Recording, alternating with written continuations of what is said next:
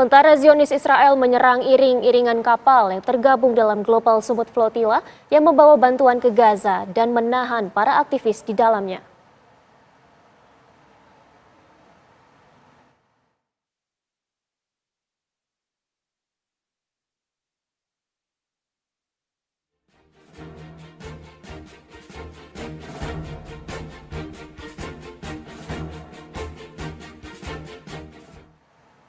Dan untuk mengetahui bagaimana kondisi terkini para relawan menuju Gaza, Palestina, kami sudah terhubung dengan relawan asal Indonesia Muhammad Hussein yang saat ini berada di Siprus.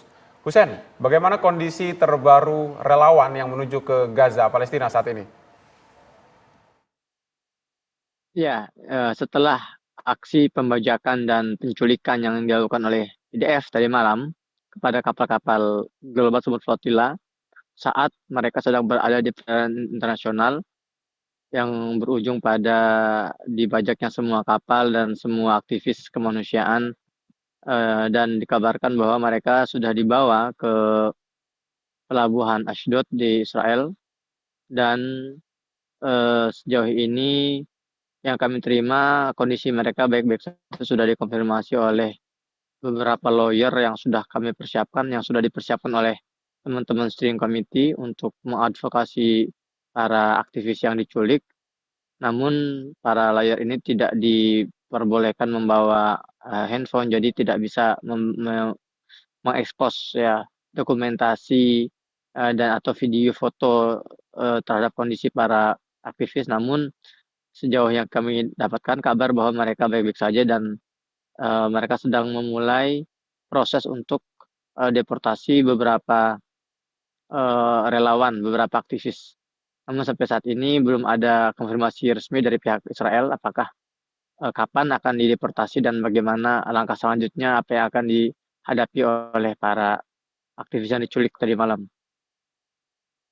Apakah benar penghadangan dan penyerangan sudah terjadi oleh militer Israel sejauh ini? Ya, penyerangan, pembajakan kapal dan penculikan sudah terjadi sejak tadi malam, berlangsung dari pukul 8 malam hari Rabu tanggal 1 Oktober sampai hari Kamis pagi ya, sampai sekitar jam 12, jam 1 siang. Jadi sekitar 13-14 jam terjadi pembajakan secara paksa dan penculikan para aktivis, yang artinya perjalanan menuju Gaza terhenti akibat pelanggaran internasional yang dilakukan oleh Israel yang menculik dan membajak kapal-kapal tersebut. Dan dari 42 kapal yang bergerak bersama-sama di atas perairan internasional, 2 kapal berhasil mengamankan diri. 2 kapal ini adalah kapal observer, di mana satu diantaranya adalah kapal yang saya tumpangi, dan saat ini kami sudah mencapai Siprus untuk kemudian mengatur agenda selanjutnya, yaitu mengamankan barang-barang bukti, dokumen-dokumen berharga yang sudah kami kumpulkan dari kapal-kapal yang akhirnya dibajak dan diculik oleh Israel. Baik Hussein, Anda mengatakan ada beberapa kapal yang berhasil lolos dan beberapa kemudian tertahan. Untuk kapal-kapal yang tertahan, bagaimana kondisi relawan ataupun juga logistik? Apakah kemudian ada logistik yang dilucuti atau hanya ada penahanan saja, Hussein? Semua kapal-kapal yang dibajak oleh Israel dibawa ke pelabuhan Ashdod, dan kita tidak memiliki kabar terkini bagaimana kondisi kapal-kapal tersebut. Namun yang sudah-sudah, kalau ada pembajakan semacam itu, baik yang terjadi dengan Makin Marmara, Madeline atau kapal Handala, biasanya kapal itu disita, sebagian mungkin akan ditenggelamkan ya, dikaramkan seperti yang sudah disebutkan oleh pihak Israel dalam ancaman-ancamannya. Adapun barang-barang logistik yang juga berada di dalam kapal-kapal tersebut juga kita belum tahu.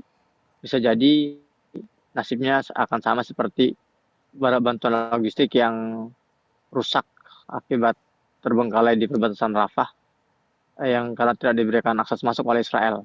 Kita juga masih menunggu kabar selanjutnya dari kapal-kapal tersebut dan logistik yang ada di dalamnya. Baik Hussein, jika kondisi kapal tersebut belum diketahui komunikasinya, apakah kemudian ada upaya lain dari pemerintahan setempat? Karena itu kan adalah permukaan laut internasional. Apakah ada bentuk komunikasi baik dari tempat Anda saat ini bertahan dengan Israel terkait kondisi daripada para korban? Karena terhitung sudah hampir 2 hari lamanya tertahan. Ya, tidak 2 hari ya, baru dari kemarin pagi ya, 1 hari lah kurang lebih. Dan tidak ada komunikasi lebih lanjut karena terus negosiasi antara pihak kapal-kapal aktivis dengan Israel terjadi di saat intercept dilakukan oleh Israel. Sudah ada negosiasi, para kapten sudah menjelaskan bahwa kondisi mereka legal secara undang-undang internasional, mereka dilindungi secara hukum internasional. Mereka datang hanya ingin membawa barang bantuan kemanusiaan, namun negosiasi tersebut tidak dihiraukan oleh Israel. Alih-alih mereka malah mendapatkan pembajakan dan penyergapan serta penculikan. Ya, maka dari itu tidak ada setelahnya negosiasi macam apapun. Apalagi ketika saya sudah berada di wilayah yang aman, jauh dari zona merah maupun zona kuning di wilayah Siprus. Sebetulnya ketika penyergapan terjadi kan dilakukan di atas perairan internasional ya, dan itu jelas pelanggaran nyata, di mana Israel mengklaim bahwa itu adalah wilayah mereka, padahal sekali lagi itu adalah wilayah internasional.